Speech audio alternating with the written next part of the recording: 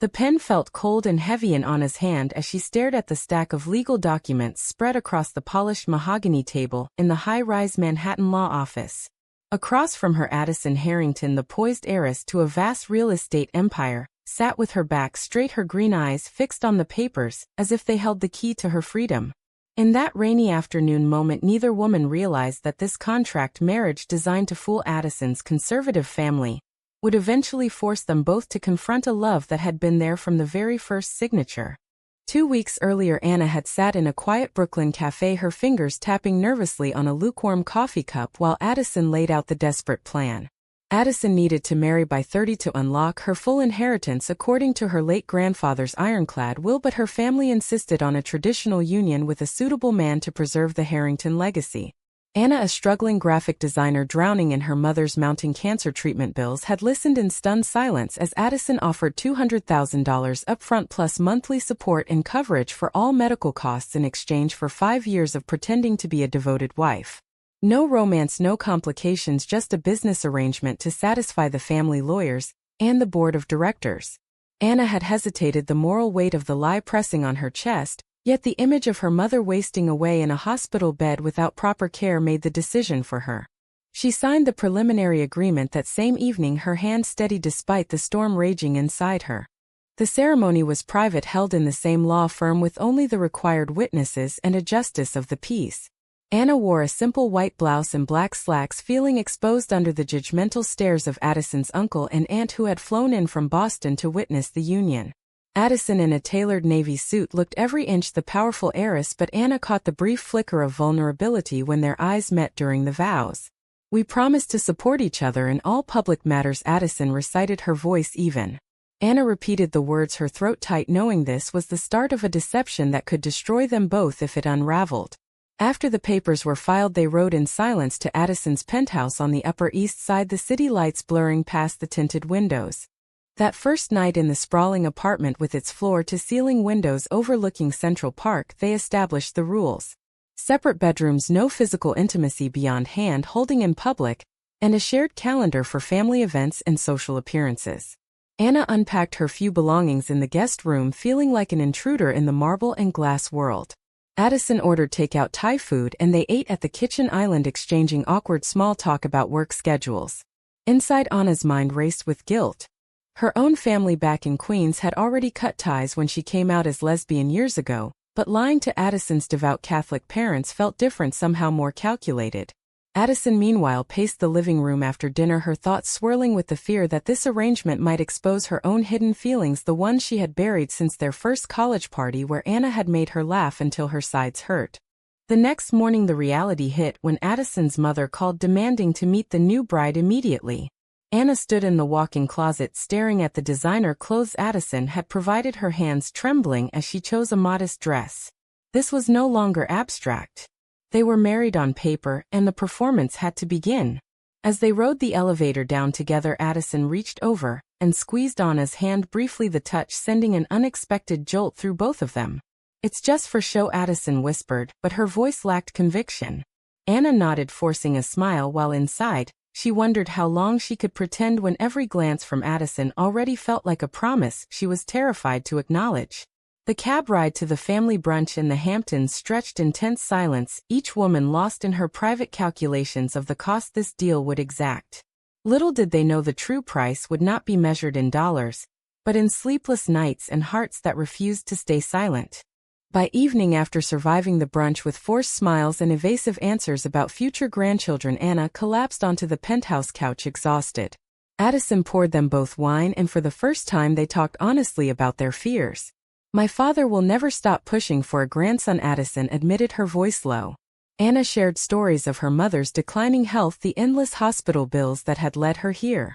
In that quiet moment, a fragile connection formed, one built on shared vulnerability, rather than the contract. Yet both pulled back, afraid to name the warmth growing between them.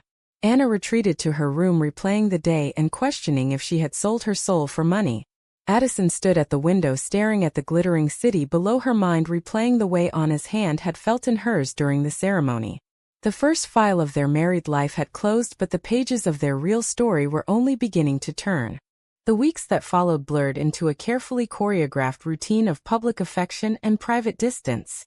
Anna and Addison attended charity galas arm in arm, smiling for cameras, while whispers of the sudden same-sex marriage rippled through New York high society. Some called it progressive, others muttered about the Harrington family's desperation to secure the fortune. At one event in a glittering ballroom, Addison's father pulled her aside, his face stern. This arrangement better produce results, he warned, his voice low enough that only she could hear. Anna watched from across the room, her stomach twisting with the knowledge that every laugh she faked, every touch she allowed was part of a lie that could crumble their worlds. Back at the penthouse, the evenings grew longer as they navigated the small intimacies of cohabitation. They cooked dinner together on weeknights, Anna chopping vegetables while Addison stirred sauces, their conversations shifting from contract logistics to deeper revelations. Anna learned that Addison had hidden her attraction to women since boarding school, terrified of disappointing her legacy-obsessed family. Addison discovered Anna's fierce loyalty to her mother, the woman who had raised her alone after her father abandoned them. These talks chipped away at the walls they had built until one night, after a particularly grueling family dinner where Addison's mother had probed about adoption plans, Anna broke down in the kitchen. "I don't know how much longer I can do this," she whispered, tears streaming down her face. Addison pulled her into a hug, the embrace lingering longer than either intended, the scent of Anna's shampoo mixing with the weight of their shared secret. The first major crack appeared during a weekend visit from Addison's brother Derek. He arrived unannounced, his eyes narrowing as he observed the two women moving around the penthouse like a real couple. "Too perfect," he remarked over coffee, his tone laced with suspicion. Anna felt the accusation like a punch, forcing her to improvise stories about how they met at a mutual friend's wedding. Later that night, alone in her room, Anna stared at the ceiling, replaying the lie and the guilt that followed. Was this deception worth saving her mother? The monthly transfers helped, but the emotional toll mounted with each forced smile. Addison, meanwhile, lay awake in her own suite, replaying the hug from earlier, her heart racing at the memory of Anna's warmth. She had agreed to the contract to protect her inheritance, but now the lines blurred, and she questioned if her feelings for Anna had always been there, buried under layers of denial. Since that college party years ago, societal prejudice added another layer of tension. At a gallery opening, a prominent socialite cornered Anna with thinly veiled questions about their marriage. "Is it real or just convenient?" the woman asked, her smile sharp. Anna held her ground, reciting the rehearsed line about finding love in unexpected places, but inside she burned with the injustice of it all. Later in the cab home, Addison reached for her hand again, this time without an audience. "You handled that perfectly," she said softly. The touch lingered, and for a moment both women allowed themselves to feel the spark neither dared name. Yet the next morning Addison pulled away, retreating into work meetings, leaving Anna to wonder if the closeness was one-sided. Family pressure escalated when Addison's mother scheduled a private lunch, insisting on discussing the future of the Harrington line. Anna sat through the meal nodding politely, while the older woman outlined expectations for surrogacy or adoption, her words dripping with traditional values. Back at the penthouse, Anna confronted the moral dilemma head-on. "This isn't just about money anymore," she told Addison, her voice trembling. "We're hurting people with these lies." Addison paced the living room, her own inner conflict raging. "I know, but walking away now means losing everything, my family, my future. And maybe even this fragile thing between us," she admitted before catching herself. The evening ended with them sitting on opposite ends of the couch, the air thick with unspoken words. Anna paid the price with another sleepless night, questioning every choice that led her here, while Addison stared at old photos on her phone, including one from college where Anna smiled at her in a way that now felt prophetic. The facade held, but the foundation was cracking, and the real test was still months away. By the end of the second year, the contract had become a double-edged sword, binding them closer while tearing at their souls. Business trips together forced them into hotel suites where they maintained separate beds, but shared late-night conversations that revealed more than either intended. During one trip to Chicago for a real estate conference, Addison's old college friend Lena appeared at the after-party, her flirtatious banter stirring unexpected jealousy in Anna. "You two seem close," Anna remarked later in the hotel room, her tone sharper than planned. Addison brushed it off, but the accusation hung between them, forcing a heated discussion about boundaries.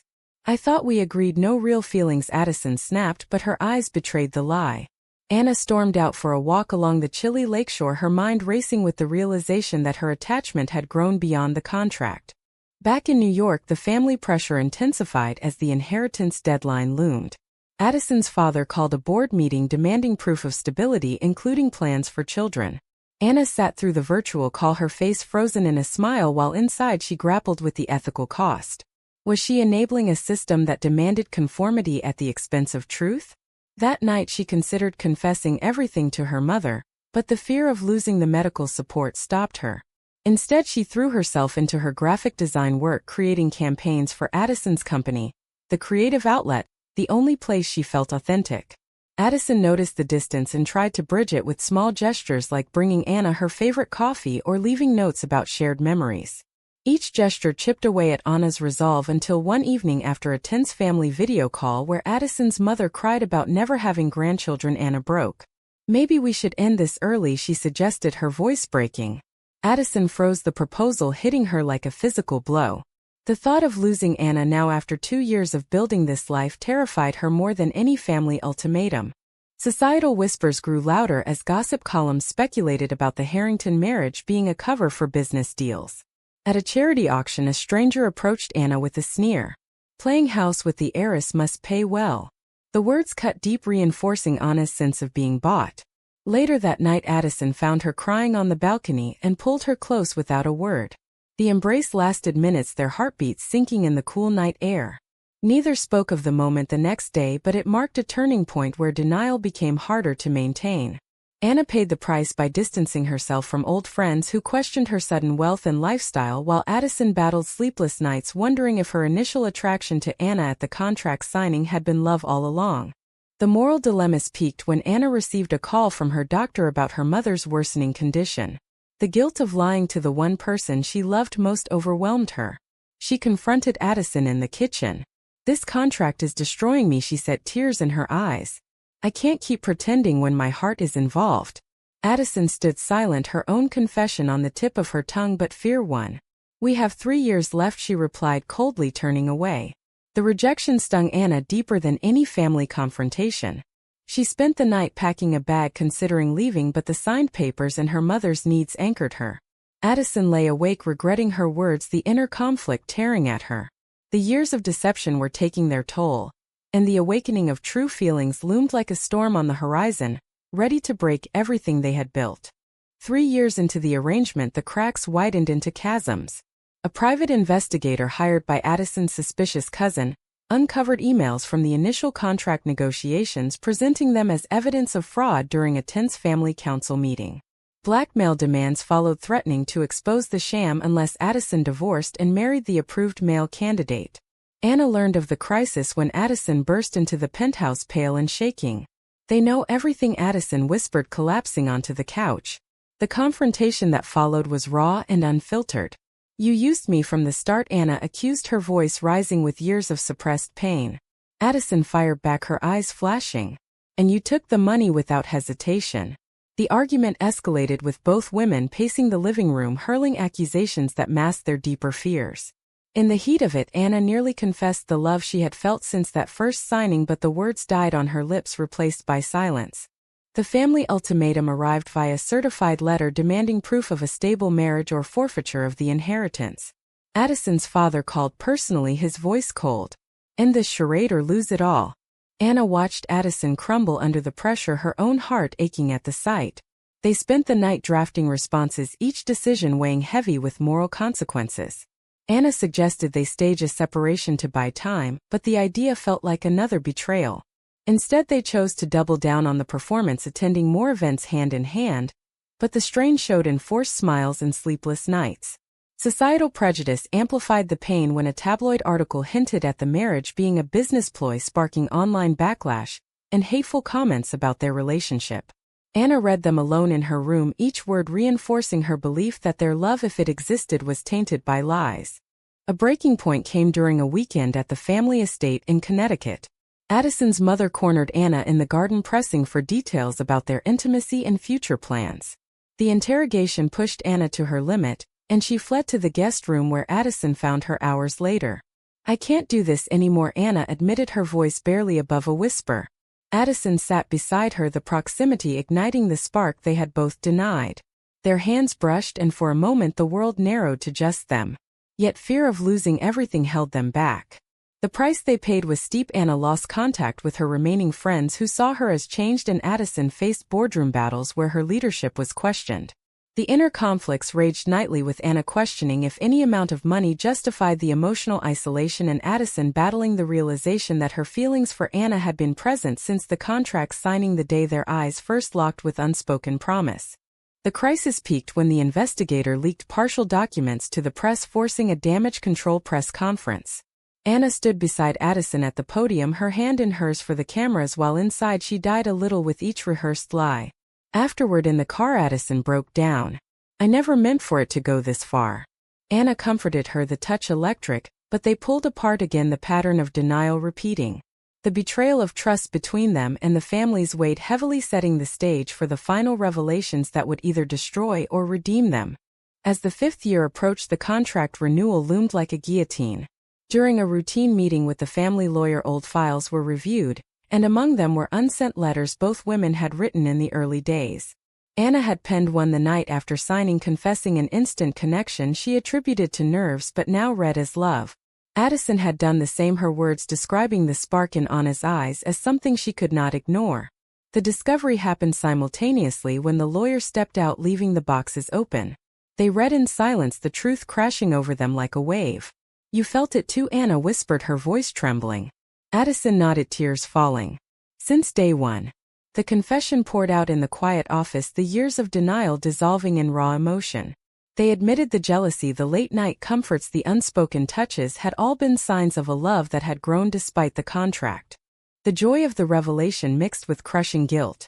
"We wasted 5 years," Anna said, her hands shaking as she held the letter. Addison pulled her close, their embrace no longer hesitant. "But now we know." The moral dilemma intensified as they debated coming clean to the families. Honesty meant risking everything: the inheritance, the medical support, the lives they had built. Yet continuing the lie felt impossible now that the truth was out between them. They spent the night in the penthouse talking through every scenario, the decisions carrying the weight of past sacrifices. Anna reflected on the distance from her mother, the friends lost, and the self-doubt that had plagued her.